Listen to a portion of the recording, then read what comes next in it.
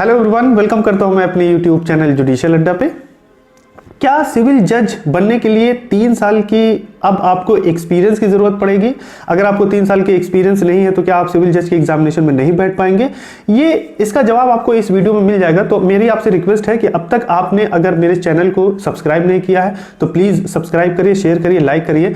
आज आपके लिए बहुत ही इंपॉर्टेंट न्यूज़ मैं लेके आया हूँ। कल यानी कि 2 जनवरी 2021 में बार काउंसिल ऑफ इंडिया ने एक प्रेस रिलीज किया है। प्रेस रिलीज में उन्होंने ये कहा है कि अब क्या होगा कि ऐसा रिकमेंड किया उन्होंने। उनका कहना है कि जो सिविल जज बच्चे बनते हैं, जो LLB क्वालिफाई करके, लॉ क्वालिफाई करके, उनको ऐसा कर दिया जाए कि वो तब तक जुडिशरी का एग्जाम नहीं दे पाएंगे जब तक उनके पास 3 साल की ट्रेनिंग नहीं है। यानी कि ग्रेजुएट होने के बाद either you have done 5 years integrated program और you have done 3 years program LLB, उसको क्वालिफाई करने के बाद आपके पास 3 साल का एक्सपीरियंस होना चाहिए। 3 साल आप बार काउंसिल में प्रैक्टिस किए हो।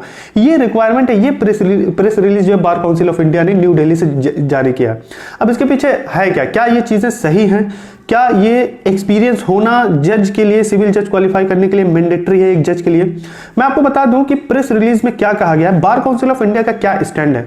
उनका कहना है कि अगर कोई फ्रेश बच्चा आता है एंड उसको एक्सपीरियंस नहीं है लॉ के बाद, तुरंत उसने क्या किया, जुडिशरी एग्जामिनेशन दिया और वो क्वालिफाई हो गया, वो जज बन गया, उसको एक्चुअली इम्प्रैक्टिकल बिहेवियर वो बिहेव करता है, एम्प्लॉयड बिहेव करता है वो, और उसको उतनी नॉलेज नहीं होती, उसको उतनी कॉम्पिटेंसी नहीं होती। देखिए कितनी बड़ी बात press bar council of India ने कहा है कि आप जो बच्चे फ्रेश होते हैं, those who are not having experience, 3 years experience, वो इनकॉम्पिटेंट होता है मैटर को हैंडल करने में। उनका बिहेवियर इम्प्लॉयड होता है, इम्प्रैक्टिकल होता है। देखिए कितनी बड़ी बात है ये।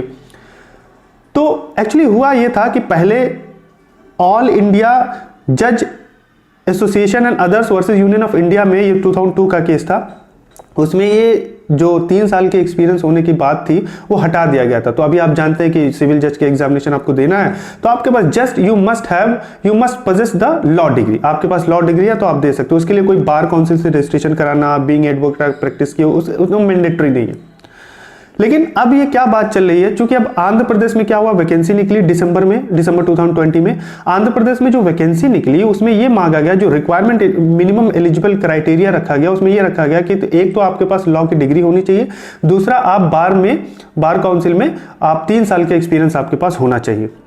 तो इसको एक जनाब हैं रेगाला गड्डा वेंकटेश, इन्होंने रिट पिटीशन दायर किया सुप्रीम कोर्ट में और स्टेट के अगेंस्ट में, आंध्र प्रदेश स्टेट के अगेंस्ट में उन्होंने रिट दाखिल की।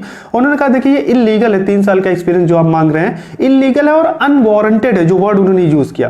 तो अब इसी को चैलेंज करने जा रही है बार काउंसिल ऑफ इंडिया ने प्रेस रिलीज किया है कि नहीं, ये 3 साल का एक्सपीरियंस जो मांगा गया है वो सही है और 3 साल का एक्सपीरियंस होना चाहिए एक सिविल जज के जो आप बनना चाहते हैं। तो अब मैं अपनी राय देता हूं, अपनी बात में रखता हूं।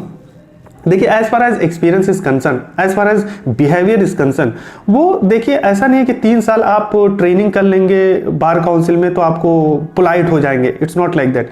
ये पॉलिटिकल भी हो सकता है एजेंडा। होता क्या है कि जज जब क्वालिफाई करके जाता है तो वो एक्सटर्नल होता है और एडवोकेट से उसकी पैचअप नहीं हो पाती है।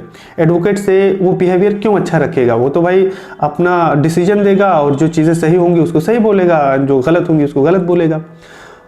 मेरे ख्याल से क्या हो रहा है यहाँ पे कि हो सकता है कि कोई नया बंदा बाहर का आता है तो उससे थोड़ा सा जीलस फील होता है कि भाई हमारे सर के ऊपर आके बैठ गया, ये जज बन गया है। एडवोकेट लोग से पैचअप नहीं हो पाती होगी, तो that's why they are thinking like that.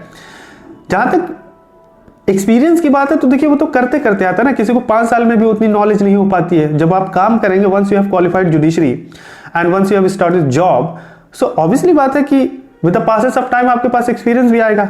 तो उसके लिए ये रिक्वायरमेंट मानना कि पहले 3 साल का एक्सपीरियंस होगा तभी आप जुडिशरी का एग्जामिनेशन दे पाएंगे, तो थोड़ा सा मुझे गलत लग रहा है। और वैसे भी जुडिशरी क्वालिफाई करने के बाद 6 महीने की तो ट्रेनिंग चलती है। आप ट्रेनिंग में सिखाइए कि how you have to behave with your colleague. Bar council of India का कहना है कि जो बार के मेंबर्स हैं या लिटिगेंट्स हैं उनके साथ जजेस का बिहेवियर नहीं सही रहा है, ये उन्होंने अपनी दलील रखी है। तो भाई 6 महीने की जो ट्रेनिंग चलती है उसमें आप बताइए, जो जुडिशरी क्वालिफाई करके बच्चे फ्रेशर जाते हैं उनको बताइए कि हाँ भाई आपको ऐसे बिहेव करना है, ऐसे काम करना है। तो 6 महीने में आप क्या करा रहे हैं? आप सिविल सर्वेंट का देख लीजिए, मतलब डीएम जो बन रहा है उसको कोई एक्सपीरियंस की जरूरत नहीं है। आप ग्रेजुएट हैं, ग्रेजुएट करने के बाद डीएम बन सकते हो, वहां पे कोई एक्सपीरियंस की जरूरत नहीं है।